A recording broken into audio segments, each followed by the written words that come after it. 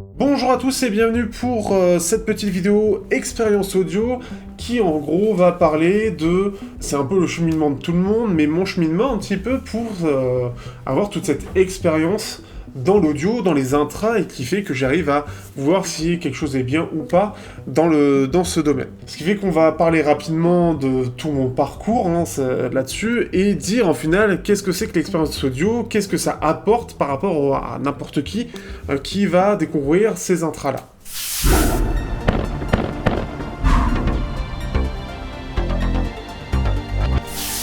Alors, mon expérience audio, il faut savoir que je l'ai commencé maintenant il y a près de 4 ans avec les casettes ZST. Avant, j'avais déjà eu quelques petits casques éparses, j'ai déjà eu des gros casques. J'ai eu du Backbeat Plantronics, le Plantronics Backbeat Pro, j'ai déjà eu aussi le Momentum 2 à l'époque, qui était encore filaire, mais j'avais pas une bonne source. J'ai que des musiques téléchargées qui étaient pas bien ouf, en termes de qualité. Et je me suis intéressé plus aux intras, je suis quelqu'un qui est plus orienté intra, et il y a eu les pistons. Les pistons apportaient une qualité audio vraiment sympathique, étaient vus comme la référence, et ce qui fait que je me suis jeté dessus, j'ai apprécié. Puis est venu le moment où sur un forum, sur le forum de jeuxvideo.com sur Android, eh bien ça a parlé d'intra à 6$ QKZ. Moi j'ai voulu prendre les meilleurs de cette marque-là, et en fait c'était pas la même marque, c'était KZ avec les ZST. Là j'ai redécouvert le son à l'époque, parce que c'était très facile pour avoir une bonne qualité sonore, et il y avait une séparation d'instruments, il y avait un réglage qui était vraiment bien fait, qui permet à ce que tout le monde l'apprécie, tout en ayant quelque chose qui soit techniquement très bon, en tout cas à l'époque, pour 15$. Et j'ai continué en fait à multiplier ces intras pas chers avec cette marque-là qui m'avait énormément impressionné, et c'est à partir de ce moment-là que la transition s'est fait pour des tests audio uniquement, et j'ai découvert plein de sons différents, j'ai découvert plein de configurations différentes, et c'est comme ça que l'expérience audio a commencé à réellement évoluer. En fait, ce qu'il faut comprendre, c'est que l'expérience audio, elle va dépendre énormément de ce que vous écoutez. Si vous avez très peu de différents systèmes audio, différentes choses, vous avez au final très peu d'expérience. Vous pouvez avoir un intra à 1000€, c'est pas pour ça que vous serez mieux capable de discerner qu'est-ce qu'un vrai bon son, un vrai réglage d'un autre. Vous aurez que la référence que vous avez. En fait, ce qu'il faut comprendre, c'est que moins vous avez de différentes choses à écouter, plus votre champ de compétences, on va dire, est limité. D'une part parce qu'il n'y a rien d'objectif dans les tests, tout est subjectif, tout est selon notre ressenti à nous, sur la réception des instruments, comment ils sonnent, etc. Donc il faut avoir une bonne oreille, il faut avoir une bonne mémoire auditive, ce qui est extrêmement compliqué à avoir, parce qu'elle est très courte aussi, hein, et après il faut se souvenir et c'est très compliqué aussi. Et ce qui fait que, au fur et à mesure du temps, avec divers intras, ça permet de faire varier et que notre cerveau ne soit pas bloqué sur une signature précise. Parce que si votre cerveau est bloqué sur si vous êtes bloqué sur un casque ou un intra précis, votre cerveau aussi il est bloqué là-dessus. Et pour lui, il va prendre ça pour la référence. C'est comme si, en fait, vous traciez toujours une ligne droite. Disons, ça n'a rien à voir comme analogie, c'est de la merde, mais on va faire avec.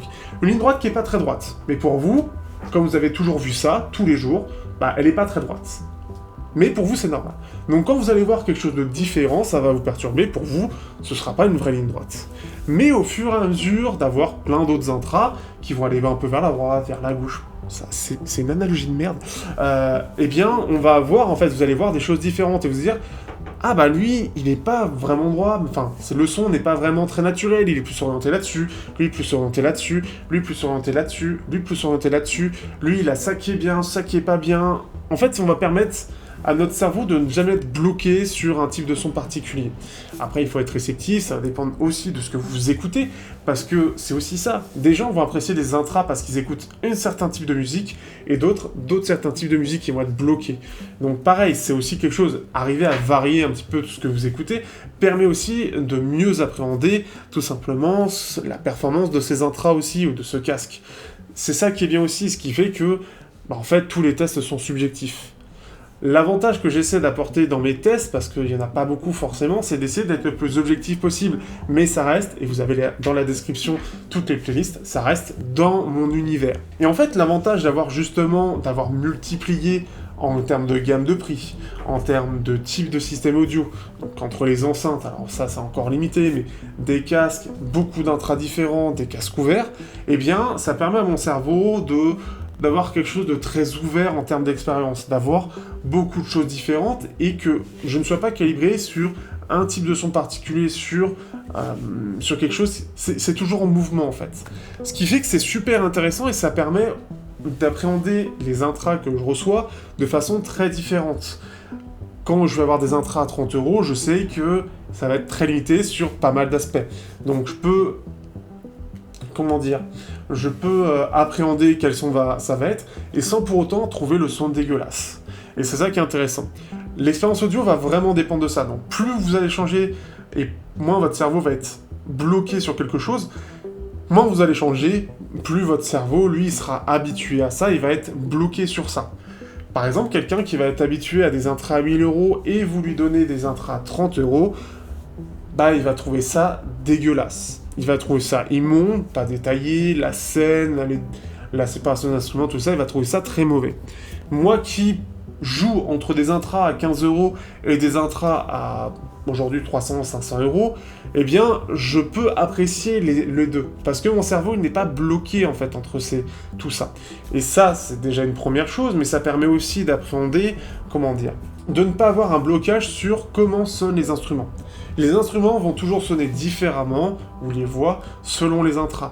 Ce qui fait que c'est pas quelque chose qui va être plus ou moins mauvais, c'est juste des signatures, des personnalités, on va dire, différentes pour chaque intra. Et c'est ça qui est aussi très différent. Plus vous avez d'expérience, plus vous pouvez dire, ces intras sont dans les voix de cette façon-là, ça ressort de cette façon-là. Et non pas, oui, les voix sont moches, les voix sont criardes, les voix sont là. C'est très particulier. Et c'est là où c'est intéressant d'avoir ce côté très expérience, d'avoir ce côté extrêmement varié, c'est qu'on peut avoir un autre point de vue. L'expérience audio, quand vous allez débuter, quand vous commencez un peu, justement, si vous vous intéressez à mes vidéos et que vous voulez vous mettre dedans, vous allez avoir vos premiers intras pas chers et vous allez redécouvrir, pour certains, un autre monde. Parce que vous avez été habitué à des intras pas très très performants, et là vous allez vraiment redécouvrir avec beaucoup plus de détails, beaucoup plus ouvert, etc. Donc ça va vous changer. Et après, quand vous allez commencer un petit peu, parce que si vous êtes comme ceux qui sont sur le Discord, je vous invite aussi à le rejoindre, eh bien, vous allez commencer à en acheter d'autres. Et donc, vous allez découvrir d'autres choses, vous allez mettre un peu plus de budget, vous allez voir de nouvelles gammes, de nouveaux intras qui vont un petit peu affiner les performances, le réglage pour éviter des petites choses, et plus, dans le temps, vous allez trouver vos premiers intras pas si ouf que ça. Et c'est ça qui est super intéressant. Moi, aujourd'hui, j'ai la chance de beaucoup travailler avec des intras qui sont entre 30, enfin même entre 15 et 300 euros, et ce qui fait que quand je m'habitue un petit peu trop au fur et à mesure des jours, bon, j'évite parce que j'ai beaucoup trop de tests à faire, un petit peu trop à des intras à 300 euros, c'est quand même plus difficile de revenir à des intras à 30. Et pourtant, il y en a qui sont très réussis, mais c'est parfois difficile, surtout quand ils ont une petite sibilance, un petit pic un peu désagréable, qu'on n'entend pas d'ailleurs au tout début. Vous l'entendrez pas, vous entendrez beaucoup plus de détails, peut-être un peu fatigant, mais ça sera pas dérangeant dans le sens où vous comprendrez pas pourquoi. Par contre, plus tard, quand vous aurez plus d'expérience, quand vous aurez multiplié les intras, les casques, vous comprendrez pourquoi vous les trouvez fatigants. Et c'est ça qui est super intéressant.